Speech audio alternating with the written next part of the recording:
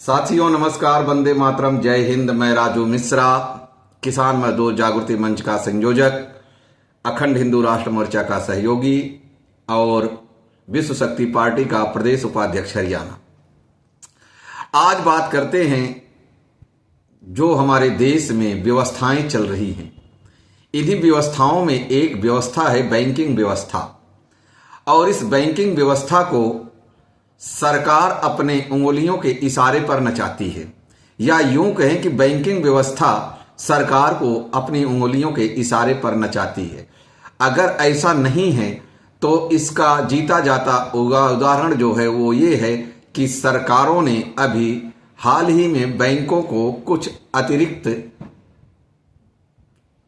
प्रभाव से बल दे दिया, या यूं कहें अतिरिक्त बल दे दिया, जिसके तहत आप लोगों ने देखा होगा कि हमारे देश की जनता इन बैंक और सरकारों के द्वारा बनाए गए कर्ज रूपी मकड़ जाल में जनता इस तरीके से फंस गई कि जनता को निकालने के लिए नहीं, बैंकों को निकालने के लिए स्पेशल अधिकार दिए जा रहे हैं।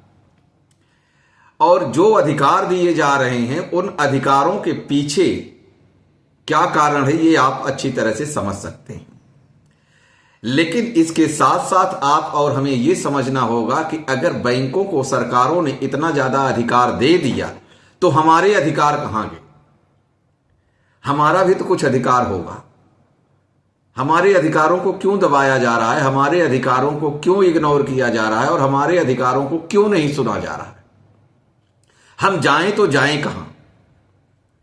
क्योंकि नीचे से लेकर हम पहली गलती तो कर लेते हैं, वो ये कि हम बैंक से कर्ज ले लिए, और उस गलती की सजा ये नहीं कि हमें बेघर कर दिया जाए, हमारे बच्चों की छत छीन ली जाए, हमारी आजीविका का साधन छीन लिया जाए, और यहां तक कि हमारी जिंदगी छीन लिया जाए, जैसे कि कुछ लोग मौत को गले लगा लेते हैं। अभी हाल ही में लुधियाना में एक व्यक्ति ने सुसाइड कर लिया इसी कर्ज के दलदल में फंस करके। आज बात करते हैं, इस बार वीडियो के माध्यम से आप लोगों से थोड़ा सा मेरी बात कड़वी हो सकती है, हो सकता है कि ये वीडियो थोड़ी लंबी आपको लगे, लेकिन अगर इस वीडियो को बिना स्किप किए आप समझेंगे तो आपको बहुत सारी काम की बातें मिलेंगी जो फ्री में मिलेंगी। दरअसल क्या है कि हमारे देश की जनता भोली भाली है, और हमारी देश की जनता को यही नहीं पता है कि कब्जा कार्रवाई का मतलब क्या है। आखिर कब्जा कार्रवाई जो सरफेसी एक्ट के तहत डीएम जारी करता है, उस कब्जा कार्रवाई का असल में मतलब क्या होता है? उस कब्जा कार्रवाई में क्या ताला लगाना होता है, या उस कब्जा कार्रवाई में घर से बेघर करना होता है, या उस कब्जा कार्रवाई में छत विहीन होना होता है? यह समझने की विषय है। दरअसल अगर आप कब्जा कार्रवाई का कागज या जो उनका आदेश होता है उसे आप पढ़ेंगे तो उसमें तालाबंदी, घर खाली करना जैसे शब्द नहीं होते। एक गाइडलाइन मिलती है, और गाइडलाइन कोई नियम नहीं होता, कोई कानून नहीं होता। आपको समझने की आवश्यकता है कि कब्जा कार्रवाई का मतलब होता है पर्टिकुलर प्रॉपर प्लेस का चिन्हित करना। जैसे आप लोगों ने देखा होगा कि जमीनों की जब कब्जा कार्रवाई होती है तो चारों कोनों पर पिलर गाड़ दिए जाते हैं और तारबंदी या घेराबंदी कर दी जाती है। इसी को कहते हैं कब्जा कार्रवाई। दरअसल क्या होता है कि कब्जा कार्रवाई में जब कब्जा के लिए, पोजीशन के लिए बैंक डीएम के पास जाता है तो आपके खिलाफ कोई मुकदमा नहीं करता है। वो डीएम को सीधा सीधा लिख करके देता है कि हमने 13(4) के नोटिस के तहत हमने सिंबॉलिक, जिसे सांकेतिक कहते हैं, सांकेतिक कब्जा ले लिया है। अब हमें फोर्स मुहैया कराई जाए कि मैं मेरी संपत्ति को मेरे कब्जे में ले लूं। और इसीलिए डीएम आपको नोटिस नहीं करता। यानी अब इस शब्द को आप समझिए कि उसने एक नोटिस आपके घर पे चस्पा दिया और उस नोटिस को चस्पाने के बाद वो सीधा सीधा 1 महीने बाद डीएम कार्यालय में जाता है, एक एप्लीकेशन लगाता है कि हमें हमारी संपत्ति का, इस कर्जदार को हमने इतने रुपए दिए, इसके बदले में मेरे पास एक गिरवी रखा हुआ है, हमने इस पे सिंबॉलिक कब्जा ले लिया है, अब मुझे फोर्स के जरिए ये कब्जा दिलाया जाए। और डीएम तुरंत क्विक प्रभाव से उस मैटर को संज्ञान में लेता है और 2 से 3 महीने के अंदर अंदर उनको सिक्योरिटी वगैरह सारा कुछ लिख करके तहसीलदार को दे देता है। अब यहां पर आपको 2 चीजें समझनी है। पहली चीज ये कि अगर बैंक को कब्जा चाहिए तो तहसीलदार का क्या काम है। चलो मान लिया तहसीलदार को ड्यूटी मजिस्ट्रेट नियुक्त कर दिया गया लॉ एंड ऑर्डर को संभालने के लिए। अब सिक्योरिटी में आपके पास पुलिस आ गई। पुलिस का क्या काम है? लॉ एंड ऑर्डर मेंटेन करना। तहसीलदार डीएम के आदेश को इंप्लीमेंट करने के लिए आ गया। पटवारी का क्या काम है या कानून गो का क्या काम है? पेच यहीं अड़ता है। दरअसल पटवारी और कानून गो का काम होता है कि पर्टिकुलर जगह की निशानदेही करना। वो निशानदेही कर देगा तो निशानदेही के बाद उसको कानून गो वेरीफाई करेगा और वेरीफाई करने के बाद वो तहसीलदार लेगा, अपने रजिस्टर में लिख लेगा कि आज मैंने सरफेसी एक्ट के तहत मैंने ये कार्रवाई कर दी, और जो उनको मिलना होता है वो सारी चीजें उन्हें मिल जाती है। लेकिन उस ऑर्डर में कहीं ये नहीं लिखा जाता है कि घर के अंदर ताला मारना है, लोगों को निकाल करके मारना है। तहसीलदार ने अपना वेरीफाई कर दिया, सॉरी कानून गो और पटवारी ने मिलकर उस पर्टिकुलर जगह की मेजरिंग करके उसकी वेरीफाई कर दिया, तो तहसीलदार का क्या अधिकार है कि वो आपको घर से निकाल करके ताला लगवाने के लिए प्रेरित करे? उसका कोई अधिकार ही नहीं। तहसीलदार ने तो अपना काम कर दिया, क्योंकि मेजर और पर्टिकुलर प्लेस की पहचान तहसीलदार कानून गो पटवारी ने कर दिया। लेकिन अब यहां एक नया गेम चालू हो जाता है। वो गेम चालू होता है रिकवरी एजेंटों के द्वारा। रिकवरी एजेंट पुलिस को लेकर के इस हद तक आपको करती है फटाफट निकलो, फटाफट निकलो, ताला लगाना है। क्या कभी आपने इस चीज के लिए कभी विरोध किया? वही आप आदेश लेकर के कहिए, श्रीमान जी पटवारी साहब आप ताला लगाओगे? पटवारी कहेगा नहीं। तहसीलदार को पूछिए, तहसीलदार साहब आप ताला लगाओगे? तुरंत मना कर देगा, नहीं जी हम ताला लगाने नहीं आए। कानून गो से पूछिए आप ताला लगाओगे? वो मना कर देगा, ना जी मेरा काम नहीं है ताला लगाने।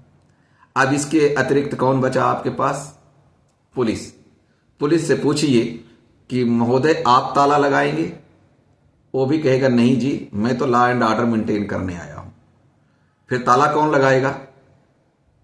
सबसे बड़ा सवाल यही है कि ताला कौन लगाएगा। अब आपको यहां पे जागरूक होना है। ताला न बैंक लगाता है, न तहसीलदार लगाता है, न पटवारी लगाता है, न कानून को लगाता है, और न पुलिस लगाती है। ताला लगाता है बैंक का रिकवरी एजेंट। आप जब भी देखेंगे अगर वहां पे पोजीशन होगी, बैंक मैनेजर आएगा और आप उससे पूछिए कि मैनेजर साहब आप ताला लगा दीजिए घर में, मैनेजर आपसे 4 कदम दूर जाएगा, क्योंकि उसके पास ये पावर नहीं है कि आपके घर में ताला लगा दे। ताला लगाएगा कौन? Recovery agent. और रिकवरी एजेंट बकायदा ताला वाले को साथ में लेके आता है, जो सील करने वाले होते हैं उनके दिहाड़ी देता है, उनको लेके आता है, और जिस गम को लगा करके वो चस्पा उसके ऊपर लगाते हैं, सील लगाते हैं, वो सील आपने कभी देखा? न उस सील पे डीएम का मुहर होता है, न तहसीलदार का होता है, और न ही किसी बैंक का होता है। वो सिंपल होता है।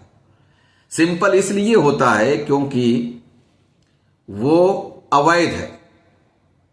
अवैध इसलिए है कि अगर डीएम पोजीशन के लिए आदेश देता है तो डीएम को एक शब्द लिखने में, तालाबंदी लिखने में क्या जाता है? आप चाहें तो इस सब्जेक्ट को लेकर के एक आरटीआई लगा करके आप इसके जवाब ले सकते हैं अपने एरिया के डीएम से। असल में होता क्या है कि हम आप सारे इस डिपार्टमेंट को देख कितने घबर जाते हैं कि हमारे पास जो बोल करके सवाल रख करके हमें इनपुट लेना चाहिए उसके लिए हमारा दिमाग ही अपसेट हो जाता है। और यही ये बैंक रिकवरी एजेंट करते हैं, आपके माइंड को हैक करने के लिए रेप ऑफ द माइंड के सिद्धांतों को ये लागू कर देते हैं और उसी रेप ऑफ द माइंड के सिद्धांत की बदौलत आप अपने घर को दे बैठते हैं या गंवा बैठते हैं। आपको जागना पड़ेगा, आपको सवाल करना पड़ेगा। जब तक आप इस तरीके से सवाल नहीं पूछेंगे तब तक ऐसे ही आप बेघर होते रहेंगे और ऐसे ही आप अपनी जान गंवाते रहेंगे। आप जरा विचार करके देखिए कि आपने जो मकान आज, जो प्रॉपर्टी आज आपने गंवा दी अपनी छोटी सी गलती की वजह से, वो क्या आप दोबारा बना सकते हैं? शायद नहीं। और अगर बना भी सकते हैं तो उसके टक्कर का नहीं बना सकते। आखिर आपने ये क्यों नहीं देखा? यहां भी तो सोचिए कि आपका 10, 20, 50 लाख, 1 करोड़, 2 करोड़, 5 करोड़, 10 करोड़ का लोन होगा। आपके घर में ताला लगाने के लिए तो पहुंच जाते हैं, लेकिन जो बड़े बड़े उद्योगपति या कारपोरेट घराना है या फिल्म इंडस्ट्री के लोग हैं, क्या आपने कभी सुना कि उनके घर पर तालाबंदी के लिए डीएम साहब फोर्स भेजे हैं? नहीं सुना होगा। अभी हाल ही में 2 साल पहले सनी देओल के घर पर कब्जा कार्रवाई की बातें मीडिया में आई थी, लेकिन अगले दिन उसका डिक्लेरेशन आ गया कि नहीं ये गलती से हो गया। तो आपके साथ क्यों नहीं हो सकता? क्योंकि आपको सवाल जवाब रिप्रेजेंट करने या प्रस्तुत करने नहीं आता। आप जिन सभी के पास एक छोटा सा मेरा नुक्ता आजमाइए और अपने घर को बचाइए। आप सिर्फ कुछ मत कीजिए। आप जो चस्पा नोटिस आपके पास आता है, डीएम से पोजीशन की जो नोटिस आपके पास आता है, उस नोटिस की प्रति लीजिए। उसके साथ में 4 सवाल लिख दीजिए। पहला सवाल लिखिए कि श्रीमान जी, आप हमारे घर का कब्जा लेने के लिए इस तरीके से कार्रवाई किए हैं, इसका मैं विरोध नहीं करता, आपका पूर्ण रूपेण सहयोग करूंगा, लेकिन मेरे निम्नलिखित सवालों का जवाब आप अथवा बैंक से दिलवा दें। हमारा डिस्प्यूट इतना ही है। पहला सवाल उनसे पूछिए कि बैंक कोई ऐसी संपत्ति का ब्यौरा हमें क्यों नहीं दे रहा है कि हमने अपनी इस संपत्ति से आपको इतने रुपए का कर्ज दिया है। जैसे हमारा स्टेटमेंट देता है वैसे बैंक भी अपना स्टेटमेंट मुझे क्यों नहीं देता है, वो स्टेटमेंट मंगवा लीजिए। दूसरा, जो हमने संपत्ति बैंक को गिरवी रखी है, उस गिरवी रखी हुई बैंक का जो इन्होंने मोटेशन दर्ज कराया है, उस मोटेशन की एक डीड बनी होगी, उस डीड को मंगवाइए। तीसरा, श्रीमान जी, जब हमने इनसे लोन लिया था, कर्ज लिया था, हमारे नाम पे जो राशि मंजूर हुई और जो राशि मुझे दी गई, उसका मानक उस समय क्या था, उस पैसे का परचेसिंग पावर क्या था, और आज हमारे द्वारा दिए गए पैसे का परचेसिंग पावर क्या कंक्लूजन होगा। और चौथा और आखिरी सवाल उनसे लिख करके पूछ लीजिए कि श्रीमान जी, जिस समय हमें बैंक ने दिया था कर्ज, एक हमारे साथ में एग्रीमेंट किया था, उस एग्रीमेंट की प्रति मंगवा लीजिए। मैं इनको एक एक पैसे का भुगतान करूंगा, और जब इस सारी चीजों को आप बकायदा डाक से भेजिए, जब उनके पास पहुंच जाए तब आप जाइए उनके पास और कहिए। वो कहेंगे नहीं ये तो मैं कुछ नहीं कर सकता, ये नहीं। आप कैसे नहीं कर सकते? अगर आप बैंक को उसके पैसे के लिए, आप कब्जा दिलवाने के लिए फरमान जारी कर सकते हैं, तो हमारे लिए क्यों नहीं? और अगर आप नहीं करते हैं तो ये सुप्रीम कोर्ट का आप अवहेलना कर रहे हैं। बस इतनी बात आपको करना है। उसके बाद देखिए आप, तहसीलदार आप ही टालना शुरू करेगा, क्योंकि तहसीलदार की इतनी हैसियत नहीं है कि वो सुप्रीम कोर्ट का या सुप्रीम कोर्ट को डिनाई कर दे। तो उम्मीद करता हूं कि आज की ये वीडियो आपको अपनी सरफेसी एक्ट की कब्जा कार्रवाई रोकने में कारगर साबित होगी। और आपसे एक अपील, आप अगर हमारे संगठन से जुड़ना चाहते हैं किसान मजदूर जागृति मंच से, तो 94 684 77 951 पर व्हाट्सएप मैसेज करें। और अधिक जानकारी के लिए www.kmjm.in पर आप सर्च करके विजिट कर सकते हैं। आप चैनल को लाइक सब्सक्राइब कर लें ताकि आपको जानकारी मिलती रहे। जय हिंद, वंदे मातरम।